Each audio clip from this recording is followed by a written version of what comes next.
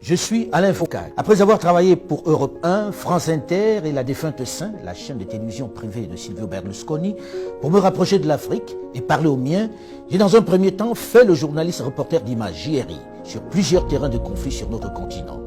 Le Congo, la RDC, ex-Zaïre, la Somalie et le Rwanda. Je suis ensuite entré à RFI où je suis rédacteur en chef adjoint, producteur des magazines Archives d'Afrique, le rendez-vous d'histoire contemporaine de l'Afrique sur l'antenne de RFI depuis bientôt une trentaine d'années, et le débat africain, qui est la tribune d'échange des Africains sur les questions politiques, économiques, sociales et culturelles. Cadre dans lequel je reçois depuis bientôt une dizaine d'années tous les profils allant des chefs d'État aux ouvriers, aux artisans, en passant par les chefs d'entreprise. Je suis également le directeur général de Phoenix Productions qui s'est spécialisé dans la production de documentaires liés à l'Afrique. Question de rompre un peu avec cette fatalité qui veut que depuis la nuit des temps, l'histoire de la chasse soit toujours racontée du point de vue du chasseur. Une dictature de la pensée qui a installé durablement chez nous, Africains, des complexes profonds, puisque nous ne nous voyons qu'à travers le regard de l'ancien maître. Ainsi, avec les littératures de Tarzan par exemple, nous avons accepté l'idée d'un blanc roi de notre jungle, qui était d'ailleurs le seul à parler le langage des animaux. Avec les prêtres et autres religieux, nous avons intégré que le diable est noir, que Dieu est blanc, le teint clair est meilleur, que nos religions étaient profanes et la manifestation du diable, et qu'il fallait s'en éloigner. La plupart d'entre nous avons intégré que nous sommes moins intelligents que le blanc. Nos sœurs et nos mamans ont intégré le fait que les perruques, les moumoutes, longues et blanches, étaient plus beaux que leurs cheveux naturels.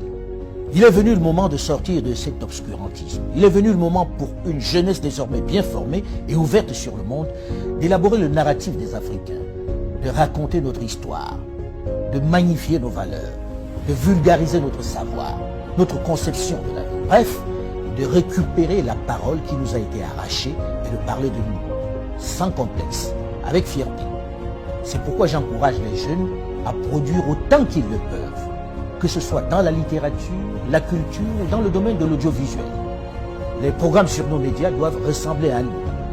Ils doivent refléter nos réalités. Nos feuilletons, nos films, nos jeux doivent ressembler à nous. Fini le mimétisme. Dans le même temps, mon travail à l'international m'a permis au fil de toutes ces années de me rendre à l'évidence à quel point notre continent, pourtant si riche en ressources humaines et minières, souffre d'un mal chronique, l'absence de leadership de qualité qui puisse impulser le développement.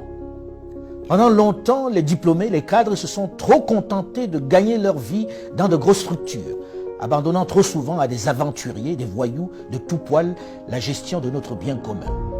Des politiques sans vergogne qui se sont enrichis, plongeant nos pays dans l'abîme et le chaos. Il devient urgent pour cette jeunesse bien formée, avec de vrais rêves et de réels potentiels, de s'engager en politique pour donner un cap à nos territoires. C'est eux qui doivent mettre un terme à cette pandémie qui fait plus de victimes que le paludisme, Ebola et le Covid-19. Il faut s'engager en masse en politique et travailler à changer les paradigmes. Il faut arrêter de laisser cette activité à des vieux essentiellement mus par la volonté de se maintenir aux affaires alors qu'ils n'ont aucun projet pour leur pays, alors que leur avenir est derrière eux. Une chose est certaine, et c'est triste de le dire, ma génération et celle de mes aînés ont échoué à développer l'Afrique. Mais vous, les plus jeunes, aurez moins d'excuses puisque vous avez les armes pour renverser la vapeur. La balle est dans votre camp.